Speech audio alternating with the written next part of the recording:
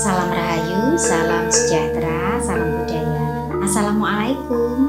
Halo dulur, mudah-mudahan sehat selalu nggih, lancar selalu rezekinya dan selalu dalam perlindungan Tuhan Yang Maha Esa. Amin. Tayangan kali ini kita bahas tentang awal mula kehancuran seseorang yang tanpa disadari tapi banyak terjadi. Monggo disimak dulur, mudah-mudahan bisa diambil sisi positifnya. Wilujeng Rahayu, sugeng midhangetaken.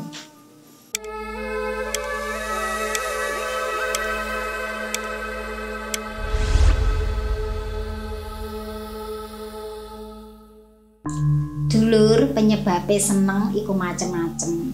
Ning jalarani iso teko mata, rasa, krungu lan ambu. Yen dituruti suwi-suwi iso dadi kebacut seneng lan akhire lali. Iki ora mung ngomongne tresno, nanging kabeh sing katon mata utamane bondo donya. Sebenarnya rasa suka itu manusiawi dulur, tapi jika terlalu suka itu merupakan jalan pembuka derita diri kecuali kecintaan pada Sang Ilahi. Karena kecintaan pada manusia dan segala yang ada di dunia itu hanyalah tipuan semata.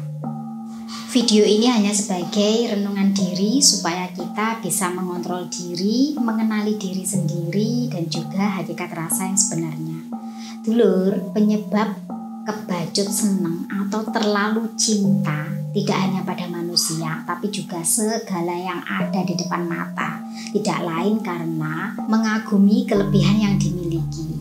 Kebanyakan orang awalnya menyukai, mencintai itu berawal dari kekaguman yang dimiliki pada objek yang kita lihat. Kemudian adanya rasa, kecocokan, kebutuhan dan juga keinginan.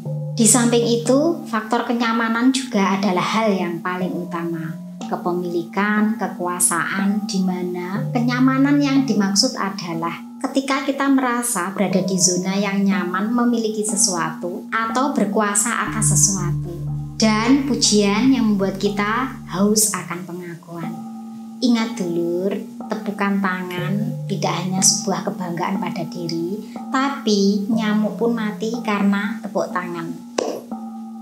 Orang yang terlalu mencintai, akibat fatalnya itu bisa membuat orang tersebut terlalu mengagumkan yang dicintainya, entah itu seseorang maupun yang lainnya, yang mana membuat dirinya kehilangan jati diri sebenarnya, bahkan bisa membuatnya lupa pada Tuhannya. Karena kebacut seneng ini bisa menjadikan sasaran akhir hidupmu dan orientasi hidup, serta membuatmu mati rasa dan juga nurani.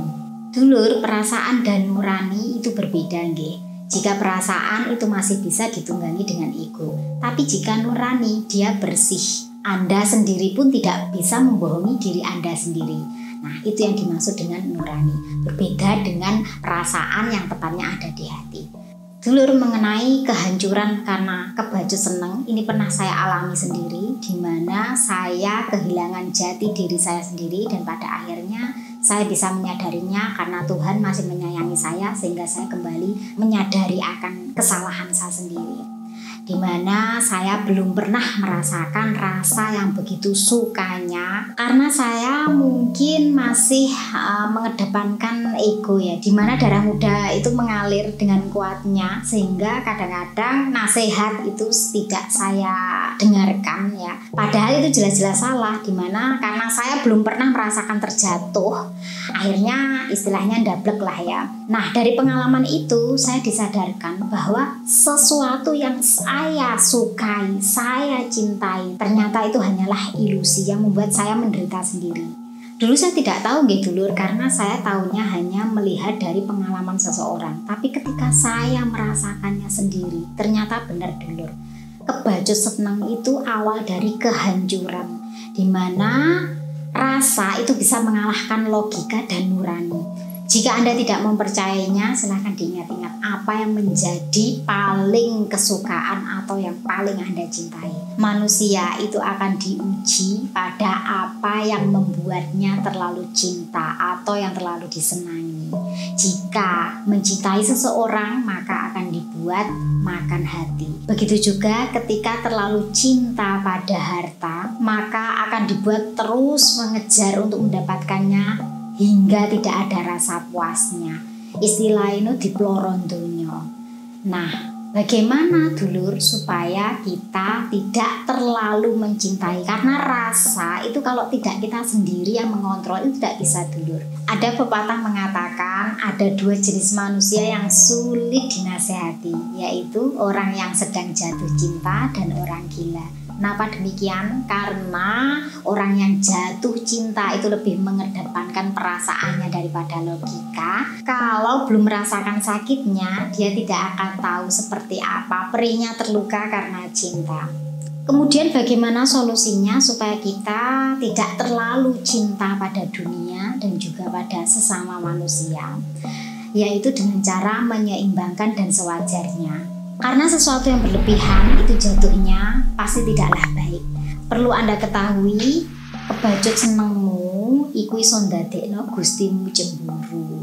Maka dari awal saya katakan itulah awal kehancuran seseorang, di mana ketika seseorang terlalu mencintai apapun itu, maka dia akan kehilangan jati diri sendiri. Menasehati diri sendiri itu sulit dulur kalau belum pernah mengalami sakitnya apa yang dialami. Mudah-mudahan apa yang saya sampaikan ini bisa membuka hati nurani kita masing-masing untuk mengambil pelajaran bahwa terlalu mencintai itu bisa menjadikan kehancuran bagi diri sendiri.